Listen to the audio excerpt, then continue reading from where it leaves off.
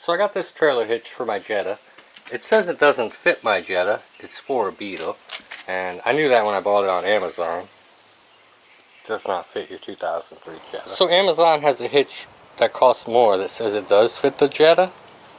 But it's the same thing. That has the same angle on it. They're probably using the same pictures. Probably built in the same factory. Probably welded by the same 8-year-old. Are you just trying to upsell me, Amazon?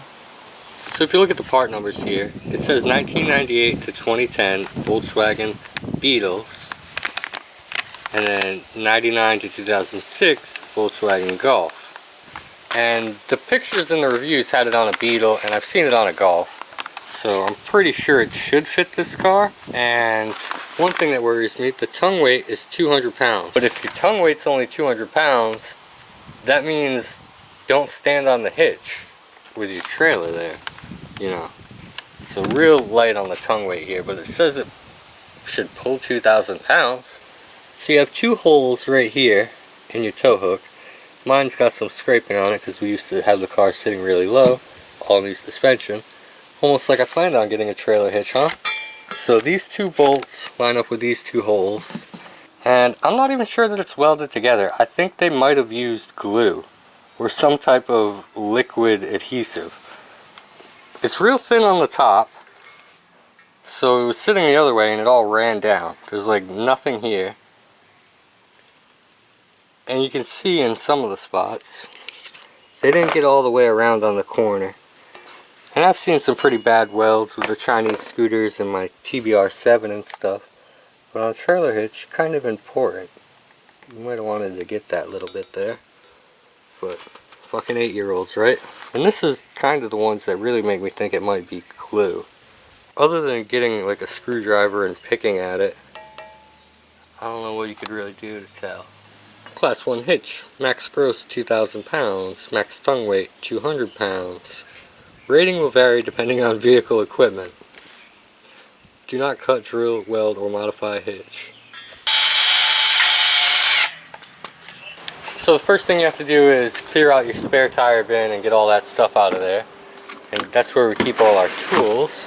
So we'll have to take all that stuff out, get the spare tire out, and then start again. Using the proper tools will greatly improve the quality of the install and reduce the time required. You know, I've always said that proper tools totally make a difference. But level of difficulty easy, lower the exhaust, drilling required, lower spare tire. You can't really lower the spare tire. It's not mounted like a GMC truck. So item number 1, quantity number 1, hitch. Number 1, not the hitch. Item number 2, 1 3/8 by 1 3/4 hex bolt. Number 2, not a 3/8 hex bolt. Number 3, 6 3/8 washers. Number 3, not 6 3/8 washers. Number 4, 1 round spacer. Number 4, not 1 round spacer.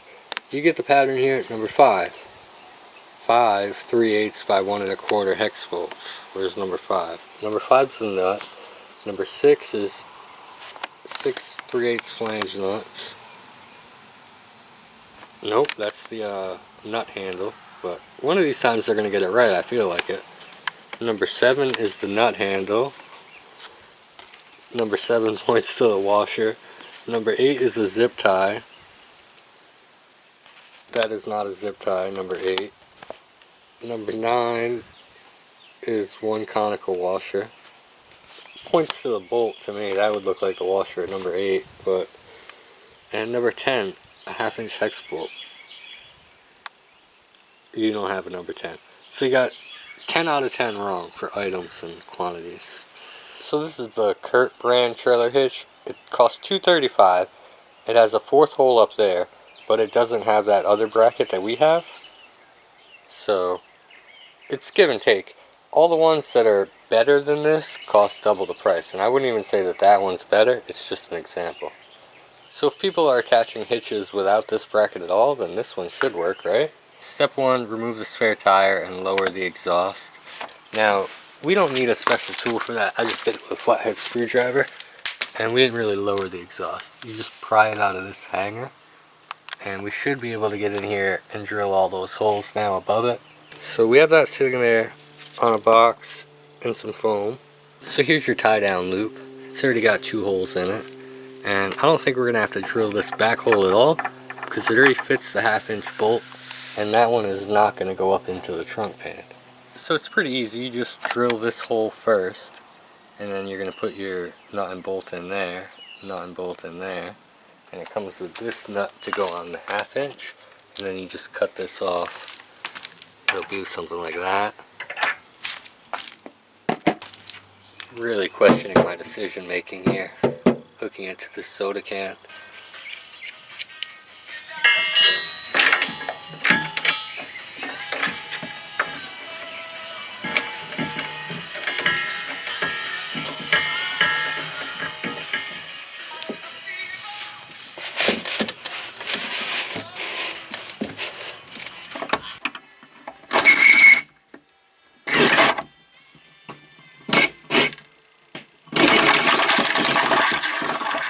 Well, you fucking ruined the resale value now. I'm just kidding. So this is how the instructions want you to mount it with that spacer. And I think that's just such a dumb way of mounting it. So I talked to customer service about the Hitch, and they said they'd give me 50% off if I can make it work. So I think I can make it work. I didn't notice that this was crooked until after I drilled this hole in here, and I was honest with them. I told them about that. But they would give me a refund, and the guy even said he went out and checked the rest of their stock, and he said they're all crooked. But I think it's just a mistake. You can clearly see how this sticks out more than this side, and then that puts the acronym over, and maybe they have a jig that's messed up that they weld these on. And the fitment for this drill bit is so perfect that you have to tilt it to get it in the hole, and then it'll sit flat. So nice. 2 more holes to drill. We got those 4 bolts in. So I got my trailer hitch receiver installed. I also got it for 50% off because the receiver tube's a little crooked, and that's becoming pretty common with the Chinese stuff. The oil pan I got for a discount. The skid plate I got for a discount. As long as you're happy with a little bit lower quality, you can get it for half off if you ask nicely. So everything's bolted up. I need to get 1 more bolt for this hole because I added this one. And instead of adding a plate like a lot of people do, they'll just put something like that to make it a little stronger. What I want to do is run a beam or something across here, because you're not getting into support until you get over here. So then once you have something running across here, if you run a plate down and then put these bolts through that plate, if they do pull down too much, it'll be pulling down and the weight's on the frame of the car and not just on the sheet metal of the spare tire well. For some reason I feel like it makes my car look tougher having a trailer hitch. Like once I put that ball in there, I can just back up and bust out people's radiators.